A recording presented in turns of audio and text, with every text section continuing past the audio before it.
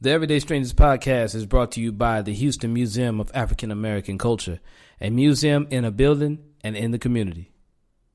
I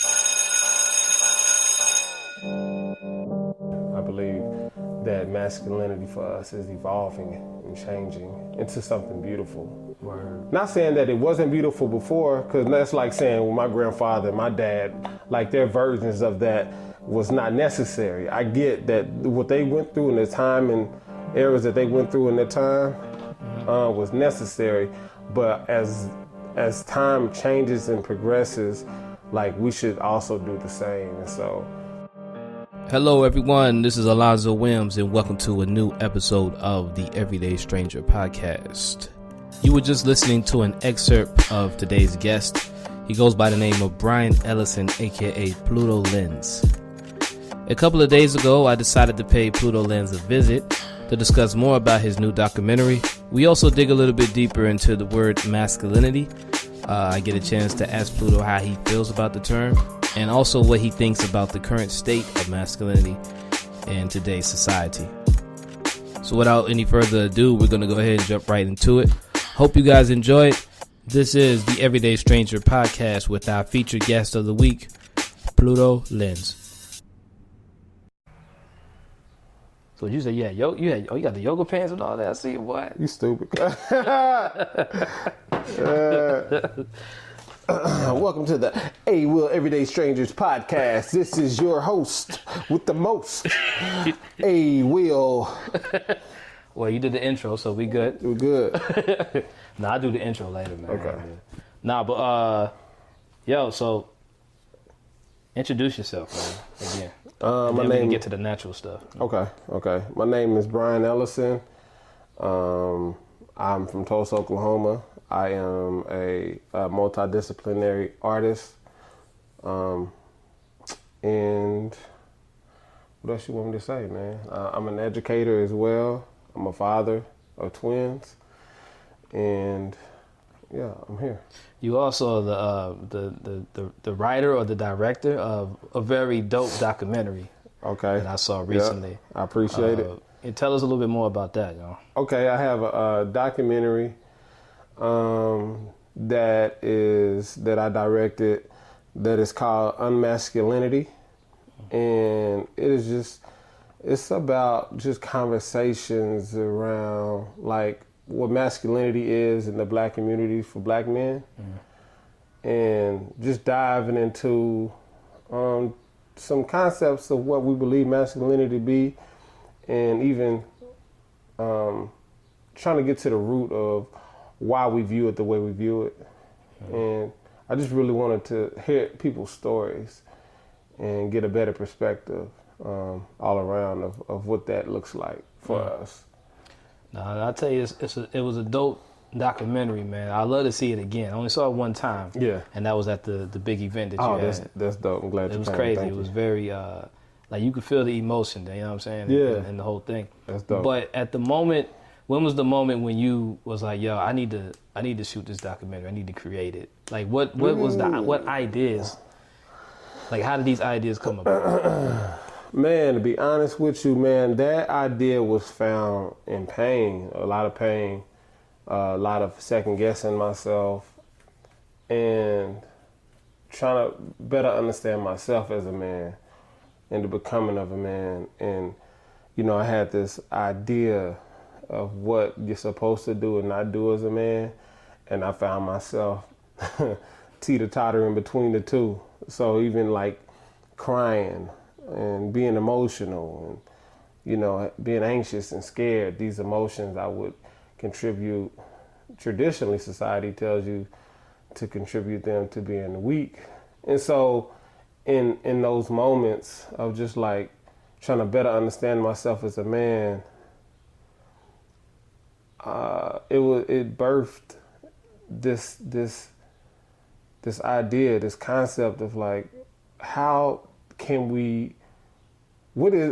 you define a man, a black, and I say black man because it's different for us. We don't have the free emotional range like other groups, more particular like white males. Mm-hmm. And so we have a very limited spectrum. And so and you feel that throughout the community. And so I just really wanted to ask other brothers how they felt about that.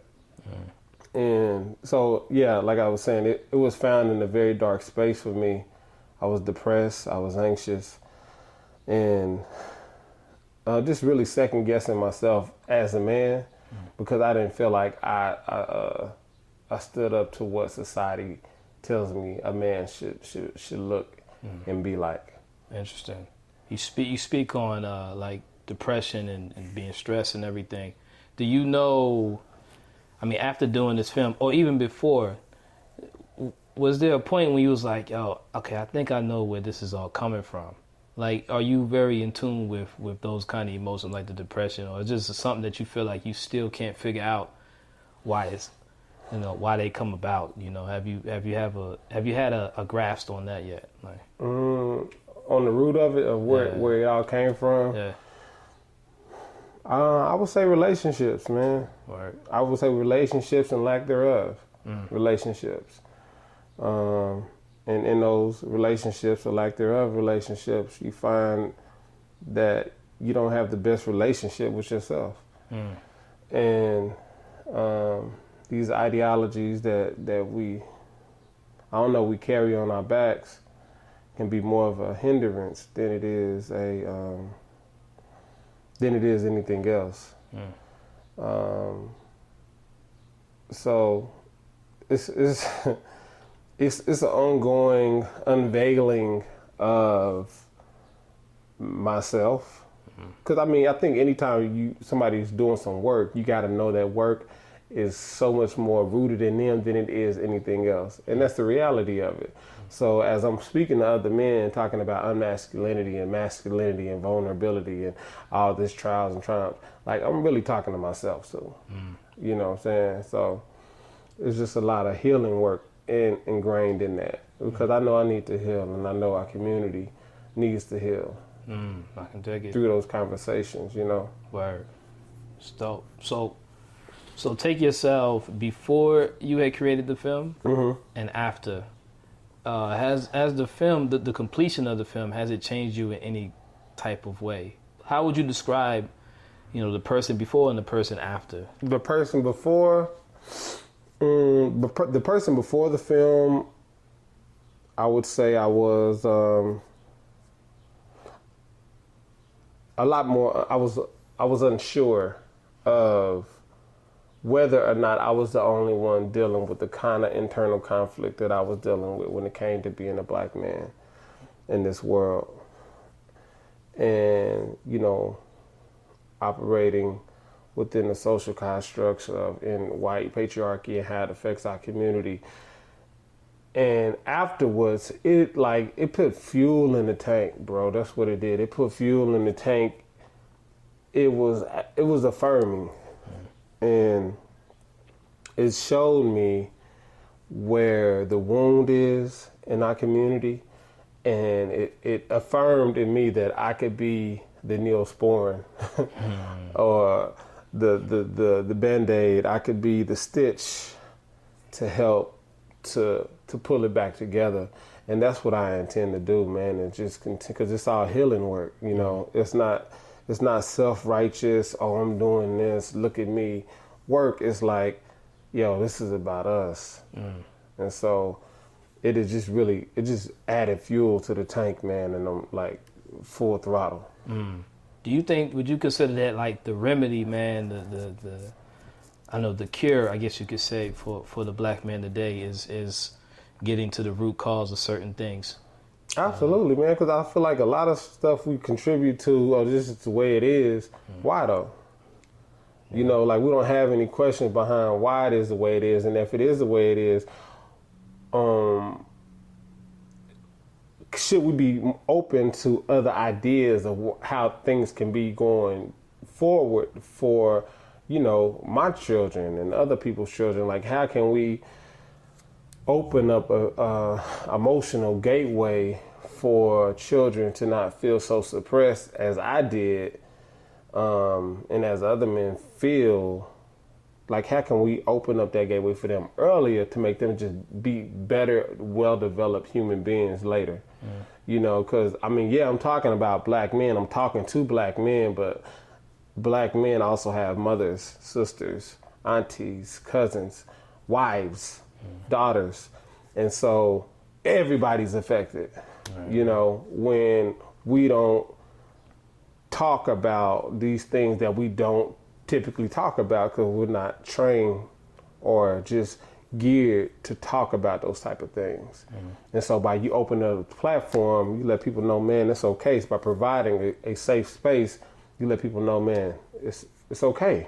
Like, it's okay. It's okay to not have all the answers. It's okay that you don't know how to change your oil. It's okay that, you know, like, even talking about body shame, like, men experience body shame too. It's okay that you don't have a six pack and your shoulders are not big as Arnold Schwarzenegger's. You know, like, it's just, you know, all these conversations that, happen. Word.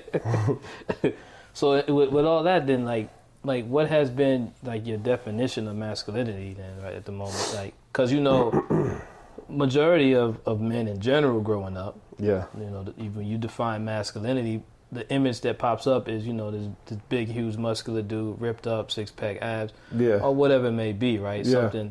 Something you see out of a movie. Right. But if we were to peel that, right, because, again, that's really the surface. Yeah, the surface of things. Like, what is it really inside of a man that determines, like, his masculinity, really? You know? Man, that varies, man. But I would answer by saying a human being with some happiness inside of them, with some sadness inside of them, with some all type of emotions that they probably haven't even allowed themselves to experience inside of them. And so, you know, I would describe or define masculinity as evolving for our community, because I do believe we are in a space to where it's in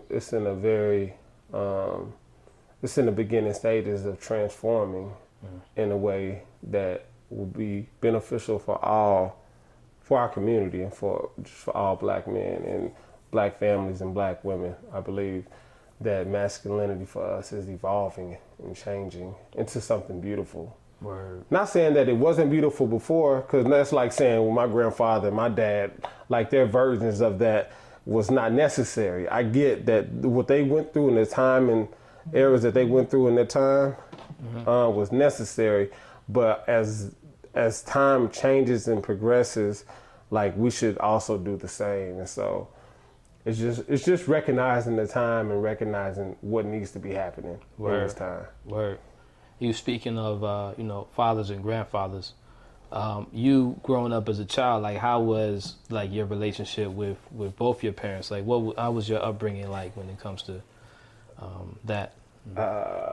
So I didn't, you know, I was feeling like such a damn Dangerous Minds movie. You know what I'm saying? Like, hey, my dad wasn't there, my mom wasn't there. But, you know, the reality is that, you know, my mom had me when she was 15. She young, you know. She was in and out of jail. My dad, he was 17, 18, and I didn't have a relationship with him. He was in and out of jail, and I didn't have a relationship with him until I was like 13 and 14, and that was because my grandmother was like, you know, you need to have a relationship with this dude. And at this time, he was doing better. He's out of the pen, and, you know, of course, the natural person, the natural young man in me wants to, you want to know more about yourself and the person that created you. So, you know, I learned to love him because my grandmother, who raised me, never spoke ill of him. And we have a pretty decent relationship at this point, but it took time, definitely took time. But I had, you know, I always wished that I had, I want that dad to teach me how to change an oil, man. Like, it was things that I just wish I had a man around to show me how to talk to girls. I learned how to talk to girls through movies and shit, you know, sitcoms and the Cosbys, you know. And so that's how I would learn how to, I don't know, interact with young men, whether it be healthy interaction or unhealthy interaction. That's how I learned.